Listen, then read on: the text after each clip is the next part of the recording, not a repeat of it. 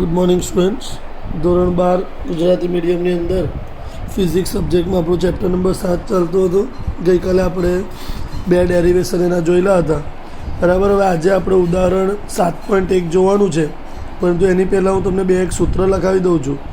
એ સૂત્ર લખાવતા પહેલાં એક વ્યાખ્યા હું તમને કહું છું, બરાબર. એ વ્યાખ્યા છે આરએમએસની. શું કહે છે જુઓ, કે ડીસી પાવરના સ્વરૂપે સ્વરૂપ જેવા જ, એટલે કે ડીસી જે પાવર આપણને મળ્યો ને I² એ જે જૂલનો છે તે, એના સ્વરૂપ જેવા જ સ્વરૂપમાં એસી પાવરને રજૂ કરો. આપણો જે આવ્યો એ સ્વરૂપમાં જ આવ્યો. આ જે આપણને મળ્યો એ કયો પાવર મળ્યો? AC power. કયો પાવર? ને આ જે I² જે જૂલનો છે તે કયો પાવર કહેવાય? ડીસી. એટલે આના સ્વરૂપમાં જ આ પાવરને રજૂ કરવા માટે આપણે પ્રવાહનું શું જોઈએ? એક વિશિષ્ટ મૂલ્ય જોઈએ. શું જોઈએ? એક વિશિષ્ટ. અને એ મૂલ્યને શું કહેવામાં? જે સરેરાશ વર્ગિતનું વર્ગમૂળ, એટલે કે આરએમએસને કહેવાય રૂટ મીન સ્ક્વેર. શું બોલાય? રૂટ મીન સ્ક્વેર વડે અથવા તો અસરકારક પ્રવાહ કહેવામાં. એને આરએમએસ અથવા I વડે દર્શાવાય છે. શું કહે છે સમજી લો, હું સમજાવું તે. આપણી પાસે દાખલા તરીકે ડીસી પ્રવાહ છે, ડીસી પાવર. ડીસી પાવર એટલે કયો બને? P = I²R. આના જેવો જ આપણે શોધો એસી પાવર. કેટલો? 1/2 I²MR સફિક્સમાં છે, બરાબર છે. તો આના જેવો જ આ પાવર મેળવવા માટે આપણે એક આઈનું વિશિષ્ટ મૂલ્ય શોધ્યું. શું શોધ્યું? વિશિષ્ટ મૂલ્ય, બરાબર છે. અને આ વિશિષ્ટ મૂલ્યને કહેવામાં આવે છે આરએમએસ. આરએમએસનો મતલબ થાય રૂટ, બરાબર. M એટલે કે મીન અને S એટલે કે સ્ક્વેર. રૂટ મીન સ્ક્વેર કહેવાય, બરાબર છે. તો આરએમએસનું સૂત્ર જે છે એ IRMS = સૂત્ર છે Im/√2. આ સૂત્ર યાદ રાખવાનું છે, Im/√2. સેમ એવી જ રીતે VRMS નું સૂત્ર થશે Vm/√2, બરાબર. જેવી રીતે IRMS છે એવી રીતે શું થશે? VRMS. એનું સૂત્ર થશે Vm/√2, બરાબર છે. તો આ બે વસ્તુ તમારે યાદ રાખવાની છે. આનું ડેરિવેશન આવશે પાછળ આપણે સાબિત કરવાનું. આ એક વસ્તુ યાદ રાખવાની છે. પછી એક બીજું છે, તે એ પાવરનું એક સૂત્ર છે. એ બીજું એક પાવરનું સૂત્ર છે, પાવર, બરાબર. એ જે પાવર આપણને કીધેલો છે એ પાવરનું સૂત્ર થશે કે P = V²/R. જ્યારે આપણને અવરોધ આપ્યો હોય ત્યારે પાવર શોધવો હોય તો અને વેગ એ આપ્યો હોય, વોલ્ટેજ આપ્યો હોય. અને બીજું એક સૂત્ર જ્યારે પ્રવાહ આપ્યો હોય ત્યારે P = IV. આ બે સૂત્ર યાદ રાખવાના, બરાબર છે. પાવરનું સૂત્ર છે IRMS અને આ VRMS, બરાબર. તો આના ઉપરથી આપણે હવે દાખલો જોવાનો છે, કે જે છે ઉદાહરણ નંબર 7.1, બરાબર. તો ઉદાહરણ નંબર 7.1 આપણે જોઈએ. તો 7.1 શું કહે છે તે જોઈએ. એક 220 વોલ્ટનો સપ્લાય. હવે પહેલાં તો એક વસ્તુ તમને સમજાવી દઉં કે આમાં એક આવશે વોટ અને એક આવશે વોલ્ટ. વોટ એટલે આવે પાવર. શેનો એકમ છે? પાવર. અને વોલ્ટ આવે એ એકમ છે વોલ્ટેજનો. આને આપણે W વડે દર્શાવીશું ને આને આપણે વોલ્ટ V વડે દર્શાવીશું. આ બે વસ્તુ ખાસ યાદ રાખજો. વોટ એટલે પાવર હશે ને વોલ્ટ એટલે વોલ્ટેજ હશે, બરાબર છે. 220 વોલ્ટેજનો સપ્લાય એટલે આપણને ગિવન ડેટા આપેલા છે V = 220 વોલ્ટ. 100 વોટનું રેટિંગ ધરાવે છે. પાવર આપ્યો છે 100 વોટ. તો બલ્બનો અવરોધ એટલે કે R શોધવાનો છે. સ્ત્રોત વોલ્ટેજનું મહત્તમ મૂલ્ય એટલે શું કહેવાય? VM, બરાબર. સ્ત્રોત વોલ્ટેજ કીધેલો છે એટલે. અને બલ્બમાંથી વહેતા પ્રવાહનું RMS મૂલ્ય શોધવાનું છે, બરાબર છે. ચાલો, એટલે IRMS લખાય અથવા તો કેપિટલ I પણ લખાય, બરાબર છે. ચાલો, પણ IRMS લખો અથવા તો કેપિટલ I લખો. બરાબર. ચાલો હવે સ્ટાર્ટ કરીએ આપણે. તો અવરોધ શોધવો હોય તો આપણી પાસે એક સૂત્ર છે, power P is equal to V square by R.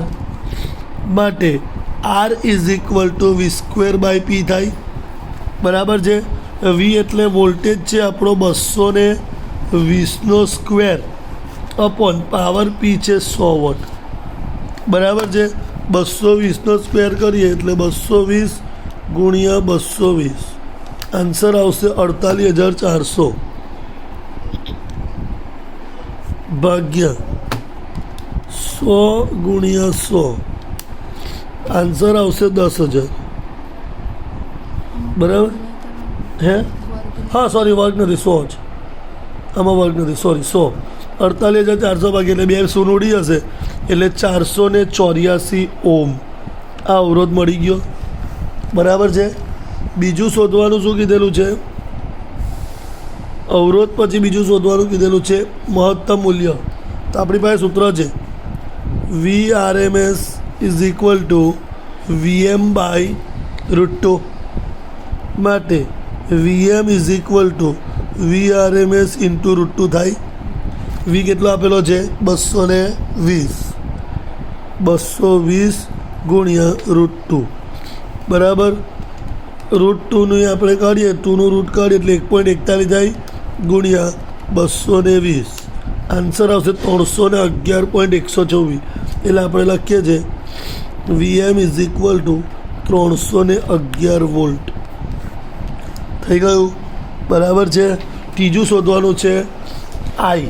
તો આપણી પાસે બીજું એક સૂત્ર હતું, પાવર પી. આઈનું તો બીજું બી સૂત્ર છે, I is equal to Q by T, પણ આમાં ચાર્જ નથી, સમય તો આપ્યો નથી એટલે આ સૂત્ર ના વપરાય. Power P is equal to I V. માટે આઈ ઇઝ ઇક્વલ ટુ થાય પી બાય વી થાય. બરાબર. પાવર કેટલો છે આપણો? 100 વોટ. અને વોલ્ટેજ કેટલો છે? 220 વોલ્ટ. બરાબર. 100 ભાગ્યા 220, આન્સર આવશે 0.45 આઈ. બરાબર છે. એમ્પિયરમાં. બરાબર. તો આ તમારો દાખલો પૂરો થઈ ગયો. આવડશે? બરાબર. તો આ રીતનો એક દાખલો છે. બરાબર. આના જો બીજો એક હું આપીશ. બરાબર. હવે આ એક તમારે યાદ રાખવો છે. એટલે આ 3 સૂત્ર પરથી સિમ્પલ દાખલો હતો.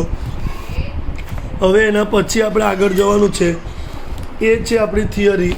થિયરી છે આપણી ઘૂમતા સદિશ વડે એસી પ્રવાહ અને વોલ્ટેજની રજૂઆત સમજાવો. મતલબ ફેઝર. ઘૂમતા સદિશ વડે. હવે ઘૂમતા સદિશને કહેવામાં આવે છે ફેઝર. શું કહેવામાં આવે? ફેઝર. આ એક નવો ટૉપિક છે આપણા માટે. બરાબર. એકદમ ધ્યાનથી જોજો. આ 2 માર્ક્સની અંદર તમને પૂછાય છે. ઘૂમતો સદિશને કહેવાય ફેઝર. તો ફેઝર વડે આપણે એસી પ્રવાહ અને વોલ્ટેજની રજૂઆત સમજાવવાની છે. અથવા એવું બી કહે છે કે ફેઝર ડાયાગ્રામ સમજાવો. બરાબર. તો આપણે આનો આલેખ જોવાનો છે સૌથી પહેલાં. તો આ આલેખની અંદર આપણને 2 એરો આપેલા છે. પહેલો એરો જે છે, બરાબર છે, એ એરો જે છે એ VM sin ઓમેગા T1 છે. બરાબર છે. જો ફરીથી એકવાર જોઈ લો, શું કીધેલું છે? ઘૂમતા સદિશ વડે એસી પ્રવાહ અને વોલ્ટેજની રજૂઆત સમજાવવાની છે. ઘૂમતા સદિશને કહેવામાં આવે છે ફેઝર. ફેઝર વડે આપણે એસી વોલ્ટેજ અને એસી પ્રવાહ 2 વસ્તુ શોધવાની છે. તો પહેલો એનો ડાયાગ્રામ સમજીએ. આ જે દેખાય ને, આને ફેઝર કહેવાય. ઘૂમતો સદિશ એટલે કોઈ બી દિશામાં જાય એને ફેઝર કહેવાય. આમાં 2 એરા આપેલા છે, જોઈ લો.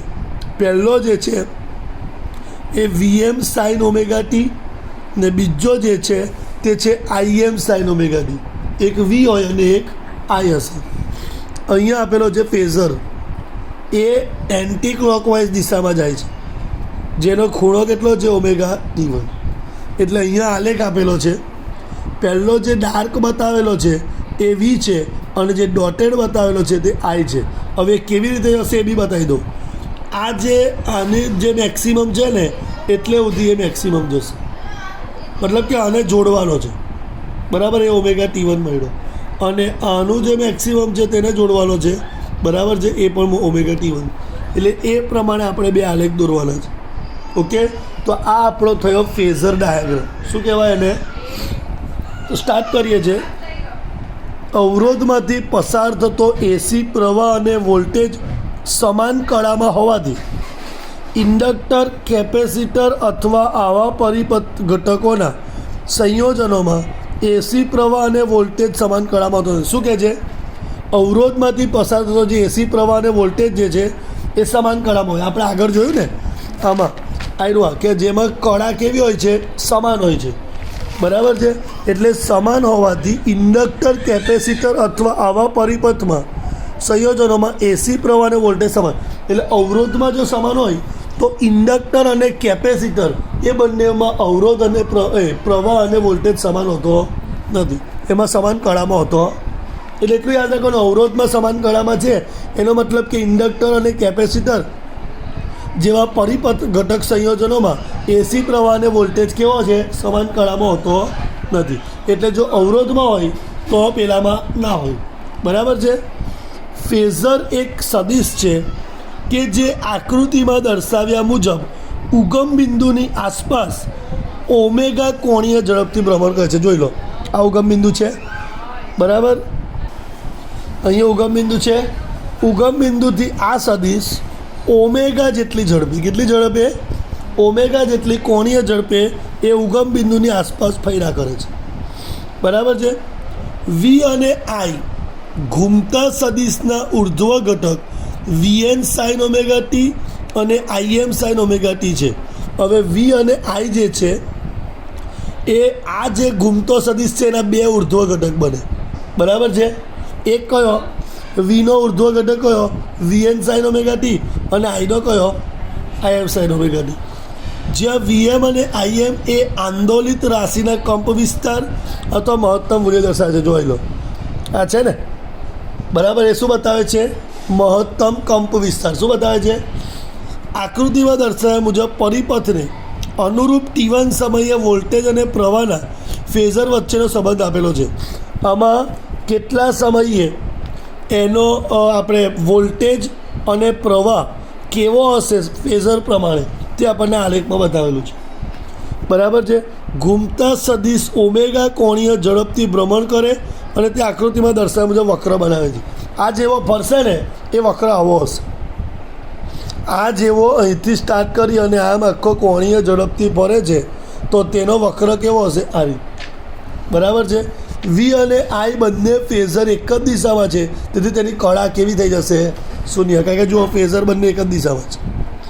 આ જે છે એ કેવી દિશામાં હશે? એક જ દિશામાં છે. એટલા માટે જે છે તે બંનેની કળા કેવી છે? સરખી. ફરીથી એકવાર કહી દઉં છું, ફેઝર એક શું છે? ઘૂમતો સદિશ. મતલબ કે જે ઉગમ બિંદુની આસપાસ કોણીય ઝડપથી ભ્રમણ કરે તેવા સદિશને શું કહેવામાં આવે છે? ફેઝર કહેવામાં આવે છે. બરાબર છે. આપણે ફોર એક્ઝામ્પલ સમજી લઈએ કે ભાઈ અવરોધમાં એસી પ્રવાહ અને વોલ્ટેજ કેવી કળામાં હતો? સમાન કળામાં હતો. પરંતુ ઇન્ડક્ટર અને કેપેસિટરમાં એ સમાન કળામાં હોતો નથી. બરાબર છે. એસી હોતો નથી. ફેઝર કેવો સદિશ છે કે જે ઉગમ બિંદુની આસપાસ કોણીય ઝડપથી ભ્રમણ કરે છે. બરાબર. વી અને આઈ જે છે, વી અને આઈ, બરાબર છે, વી અને આઈ ઘૂમતા સદિશના ઉર્ધ્વ ઘટક. મતલબ કે આ વી અને આઈ બે ઘૂમતા સદિશ છે. એના ઉર્ધ્વ ઘટક કયા કયા છે? વીએમ સાઇન ઓમેગા ટી અને વીએમ આઈએમ સાઇન.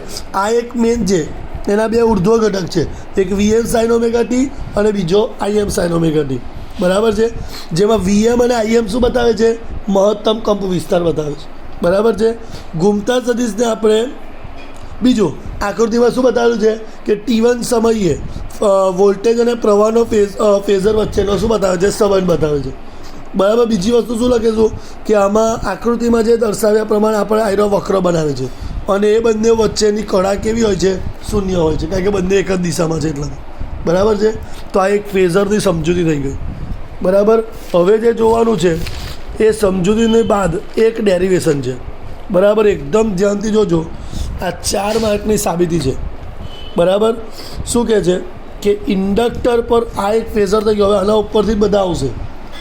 ઇન્ડક્ટર પર લાગુ પડેલ એસી વોલ્ટેજ પ્રવાહનું સમીકરણ મેળવો અને વી અને આઈ વચ્ચેનો આલેખ દોરો. કોના પર છે? પહેલું ઇન્ડક્ટર પર. કોના પર? ઇન્ડક્ટર પર લાગુ પડેલ એસી વોલ્ટેજ પ્રવાહનું સમીકરણ મેળવવાનું છે. કોની ઉપર લાગુ પાડવાનું છે? ઇન્ડક્ટર પર. બરાબર, તો સ્ટાર્ટ કરીએ. જુઓ, જેવી રીતે આમાં અવરોધ આવ્યો હતો તો અહીંયા અવરોધ દોર્યો હતો, સેમ એવી જ રીતે અહીંયા ઇન્ડક્ટર આવશે. ઇન્ડક્ટરને આ રીતે દર્શાવે. બરાબર છે, આ ઇન્ડક્ટર છે એટલે ઇન્ડક્ટર બનાવી દીધો. બરાબર છે. આ તો આપણને ખબર છે. આ નિશાની શું સૂચવે છે? એસી સોર્સ. શું એટલે કે એસીનો સ્ત્રોત બતાવે છે. શું બતાવે છે? એસી સ્ત્રોત. આને એસી સ્ત્રોત કહેવાય. કાલે મારે કહેવાનું રહી ગયેલું. આવી નિશાની હોય ને એને શું કહેવાય? એસી સ્ત્રોત છે. બરાબર છે. ચાલો હવે આપણે તો બધા ડાયાગ્રામ દોરીએ. આને કહેવાય કયો ડાયાગ્રામ? Circuit diagram. કયો ડાયાગ્રામ કહેવાય? અને આને આ ડાયાગ્રામને કહેવાય ફેઝર ડાયાગ્રામ અને આને કહેવાય વક્ર. આમાં એક ડાયાગ્રામ ઉમેરાશે ફેઝર. બરાબર છે. ચાલો શું હવે આપણે આને કરીએ છીએ તો જોજો, આપણી પાસે એક છે વી. આ તમારે યાદ રાખવો છે phasor. VM sine omega T ઉપર, નીચે આવશે આઈએમ સાઇન ઓમેગા ટી. એટલે એક ઉપર ફેઝર આવશે અને એક નીચે ફેઝર આવશે. એ જ રીતે આનો આલેખ બનાવવાનો છે. આ અહીંયા છે, જોઈ લો. બરાબર. હવે પહેલાં સ્ટાર્ટ કોણ થાય છે? ઉપર. એટલે કોણ થાય છે? વી થાય છે. એટલે સ્ટાર્ટિંગ અહીંથી હું વીનું કરીશ. દેખાય છે? પણ આઈ ગેમ કઈ થાય છે? નીચેથી થાય છે. એટલે કે વીની નીચેથી આઈ સ્ટાર્ટ થાય છે. એટલે આઈનો આલેખ આવો આવશે. બરાબર છે. આ આલેખ આના ઉપરથી આવ્યો છે. તો વીએમ ઉપર છે એટલે ઉપરથી બતાવ્યો, આઈએમ નીચે છે એટલે આપણે નીચેથી બતાવ્યું છે. બરાબર છે. એક વીનો આલેખ, એક આઈનો આલેખ થઈ ગયો. ચાલો હવે સ્ટાર્ટ કરીએ આપણે. તો આકૃતિમાં દર્શાવ્યા પ્રમાણે ઇન્ડક્ટરનો અવરોધ અવગણી શકાય તેટલો ઓછો હોય છે. ઇન્ડક્ટરનો અવરોધ કેવો? એકદમ ઓછો હોય.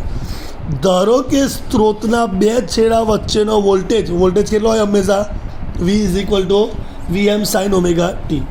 હવે મેન આ સમીકરણ છે, આ યાદ રાખજો. V minus L D I by DT is equal to 0. આ કોનું સૂત્ર છે? ઇન્ડક્ટરનું. કોનું સૂત્ર છે? પહેલો તો આપણે વોલ્ટેજ મૂક્યો. બરાબર છે. વચ્ચે શું મૂક્યું? માઇનસ, કારણ કે સરવાળો જ થાય. પરંતુ ઇન્ડક્ટરનું સૂત્ર છે minus L D I by DT. એટલે અહીંયા minus L D I by DT is equal to 0 કર્યું. બેનો સરવાળો કર્યો મેં, અવરોધ અને ઇન્ડક્ટરનો. વોલ્ટેજ અને ઇન્ડક્ટરનો. આ બંને છે ને શ્રેણી જોડાણમાં છે. બરાબર છે. એટલે બેનો સરવાળો. પણ અહીંયા ઇન્ડક્ટરમાં હંમેશા માઇનસ જ આવે છે. માઇનસ જેવો પેલી બાજુ મોકલું એટલે પ્લસ થયો. ડીઆઈ બાય ડીટીને હું કરતાં બનાવું તો શું બનશે? V by. પણ વી ઇઝ ઇક્વલ ટુ શું છે? V N sine omega T. એટલે આપણે V D I by DT is equal to શું થશે? V M sine omega T by L. હવે આપણે જે છે એ ડીટીને હું પેલી બાજુ લઈ જાઉં તો એકલો ડીઆઈ બનાવું છું.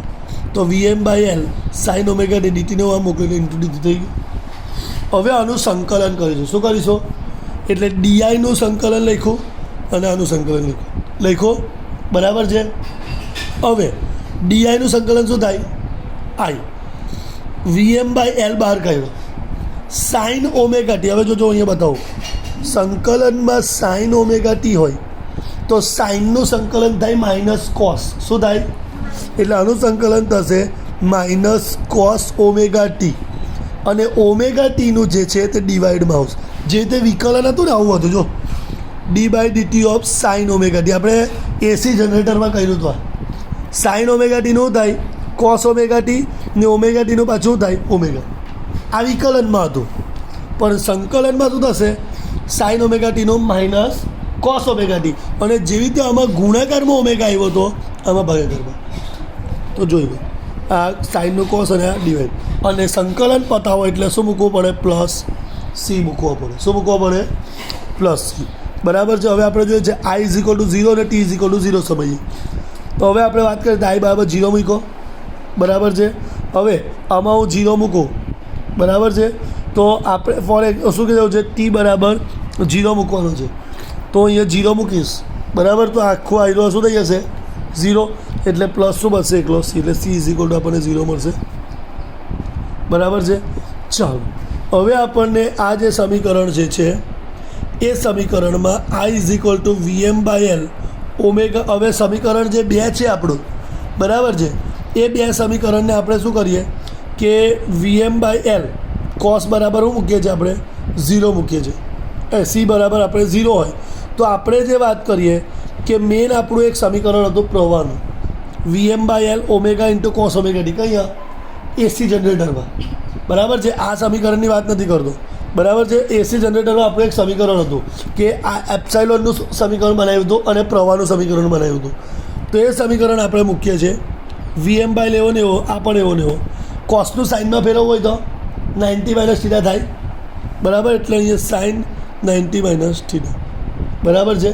એટલે અહીંયા આપણો જે માઇનસમાં હતો, હવે અહીંયા શું થઈ જશે, આપણને ખબર છે કે VM/L, બરાબર છે. આનો જે ઓમેગા ઇન્ટુ VM/L છે એની જગ્યાએ આપણે શું લખીએ છીએ, IM. શું લખી શકીએ, શું લખી શકીશું, IM લખી દો. IM સાઇન ઓમેગા ટી, આઈનું સમીકરણ મળી ગયું, બરાબર. જ્યાં ઓમેગા એલને ઇન્ડક્ટિવ રિએક્ટન્સ XL વડે દર્શાવાશે. આમાં જે ઓમેગા જે છે એ ઓમેગાને આપણે શું બતાવશે, શું બતાવશે, ઇન્ડક્ટિવ રિએક્ટન્સ. કોના વડે દર્શાવાશે, બરાબર છે. આલેખ પરથી હવે આમાં જોજો કે પ્રવાહ વોલ્ટેજ કરતાં π/2 જેટલો પાછળ છે. જોઈ લો, આ પ્રવાહ છે અને આ વોલ્ટેજ છે. વોલ્ટેજ કરતાં આ 90 ડિગ્રી જેટલો પાછળ છે, બરાબર છે. એટલે π/2 ઇઝ ઇક્વલ ટુ શું થશે, આવર્તકાળ એનો આપણો T/4 મૂકો, બરાબર છે. હવે આપણે વાત કરીએ કે π/2 ઇઝ ઇક્વલ ટુ આમાં ટી એટલે આપણને ખબર છે કેપિટલ ટી છે એટલે શું થાય 2π/ω. Capital T is equal to ખબર ને 2π/4 વાળું, બરાબર છે. એટલે કિંમત મૂકીએ તો π/2/ω થશે. આ ટુ કઈ આવશે નીચે, એટલે શું આવશે, π/2ω. આમ ફેઝરને ઓમેગા સાથે વિષમ ઘડી દિશામાં પરિભ્રમણ કરે છે, જે આલેખ મુજબનો વક્ર મળશે. જોઈ લો, વિષમ ઘડી દિશામાં ભ્રમણ કરશે. ફરીથી એકવાર કહું છું, કઈ નથી. આનું સમીકરણ આપણે C = 0 મૂકો, બરાબર છે. Cની જગ્યાએ આપણે 0 મૂકીએ છીએ. એ જ સમીકરણનું આપણે શું કરીએ છીએ, આપણે એક આયરવા જે આપણું સમીકરણ જે છે DI = sin ઓમેગા ટી, બરાબર, VM/L, એનું આપણે વિકલન કરીએ છીએ, બરાબર. એ વિકલનની અંદર આપણે બધી કિંમત મૂકી, કોસની જગ્યાએ શું બનાવીએ છીએ, સાઇન બનાવીએ છીએ, બરાબર છે. હવે જે આપણો બને છે, બરાબર, અને આપણે છે ને સાઇન બનાવી દઈએ છીએ અને એનો એ જે જવાબ મળે છે એમાં જે ω/L જે છે, શું છે, ω/L, એને શું કહેવાય છે, ઇન્ડક્ટિવ રિએક્ટન્સ XL વડે દર્શાવાય. શેના વડે દર્શાવાય, XL. અને એ π/2 જેટલો કેવો છે, પાછળ છે, બરાબર છે.